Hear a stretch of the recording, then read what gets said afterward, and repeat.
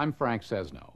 Drug abuse and drug addiction are two of the most difficult problems our country faces as we approach the 21st century.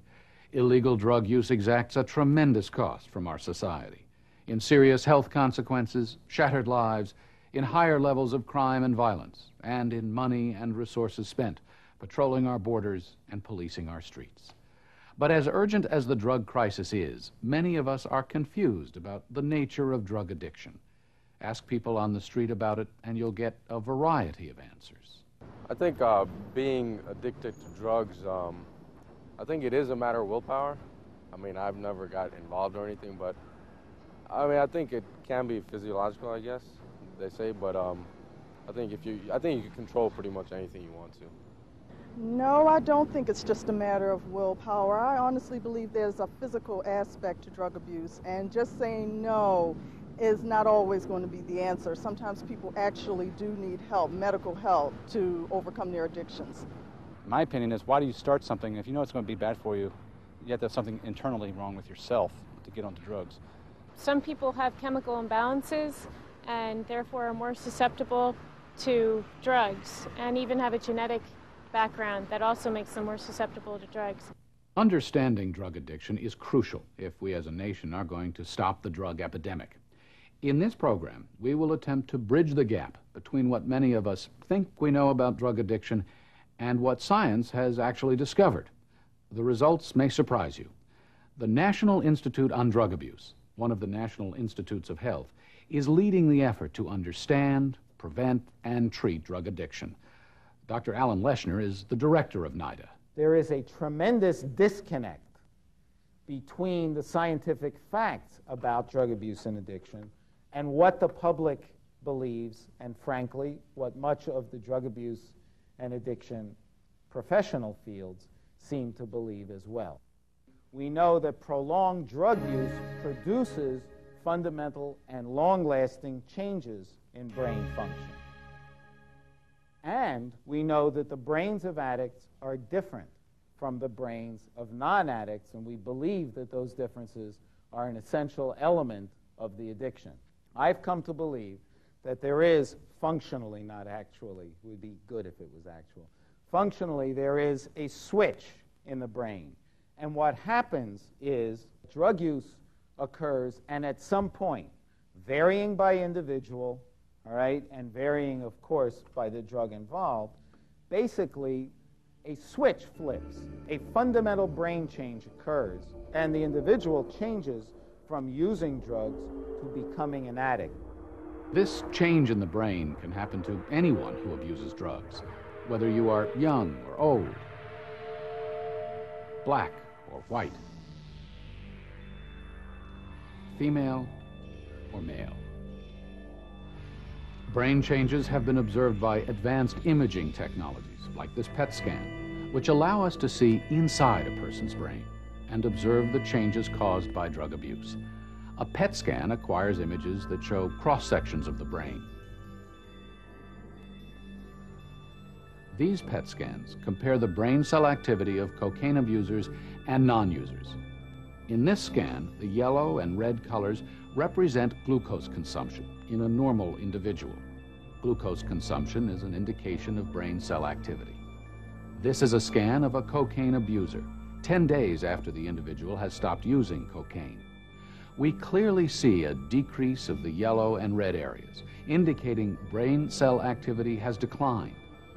This scan shows the same individual 100 days after cocaine use has stopped.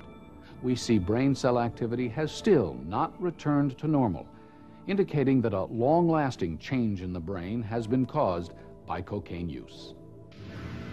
To understand how drugs affect the brain, it's useful to remember that the brain is made up of billions of cells. These cells communicate with one another through the release of a small amount of a chemical called a neurotransmitter. Like tiny electrical flashes, millions of these transmissions occur in our brain every second. Repeated abuse of drugs can seriously affect this normal brain activity.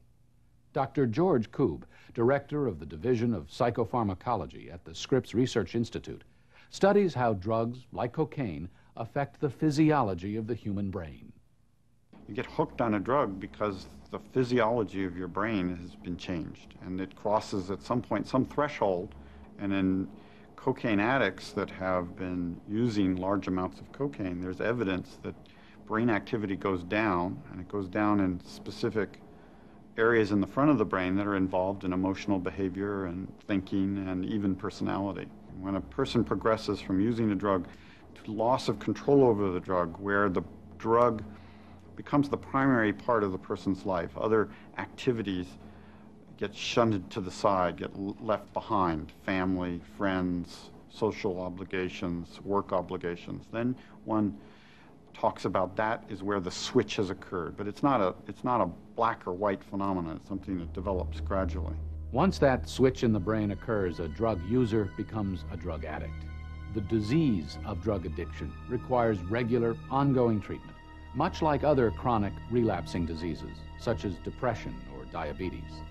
One factor that sometimes causes drug addicts to relapse is called drug craving. Craving is a powerful phenomenon that occurs naturally in the brain, but many of us don't realize the intensity of the craving a drug addict experiences. Often, willpower alone is not enough to prevent continued drug use. Dr. Anna Rose Childress of the University of Pennsylvania studies ways to help drug addicts manage their craving. Craving is not just a thought, though it certainly manifests itself as a thought. It actually is an activation of brain systems that are very powerful, that are responsible for keeping us alive, for enabling us to eat, to reproduce, and those systems essentially are not to be denied. So when you have a signal for cocaine, it activates those systems in a very powerful way that to the patients feel absolutely compelling. Does that mean that we have no say at all? Well, of course we do, and one of the things that we try to do in treatment is to try with patients to say, how can we manage this state when it occurs? So we've actually developed a bunch of behavioral strategies that we teach patients for trying to deal with this state of desire when it occurs. Treatment strategies are constantly being refined as our understanding of drug addiction grows. These efforts to improve treatment are vital if we're going to overcome the problem of drug addiction, a public health epidemic that touches all levels of our society.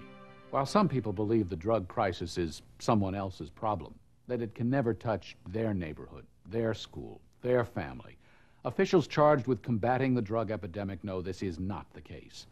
General Barry McCaffrey is the country's National Drug Policy Director.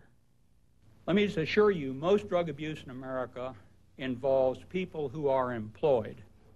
Essentially, 3 out of 4 people who abuse drugs are employed.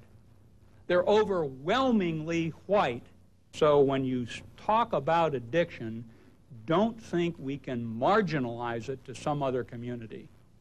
It's a challenge that affects all of us. It's your own 16-year-old daughter. It's your own high school teacher. It's a police officer. It's a soldier. It's America. We know that drug abuse is a preventable behavior. Science has shown us that drug addiction is a treatable disease, a disease that actually changes the brain of an addict. It is vital that we understand that pursuing a medical and scientific approach to the problem of drug addiction is a win-win proposition for us all, saving taxpayer dollars, getting addicts off the streets, and cutting crime. Advances in research are making treatment more effective and widespread, and in the long run will have a significant impact on the nation's health by preventing illness, saving lives, and ending the scourge of drug abuse and addiction. What all of this tells you is that addiction is fundamentally a brain disease. That is to say, people take drugs to modify their brain, and then once they've been doing it, they succeed. That is to say, they have produced relatively long-lasting or relatively permanent changes in the brain. And another way to think of it is that addiction is a condition of changed brains. A task for drug treatment, then, becomes changing the brain back.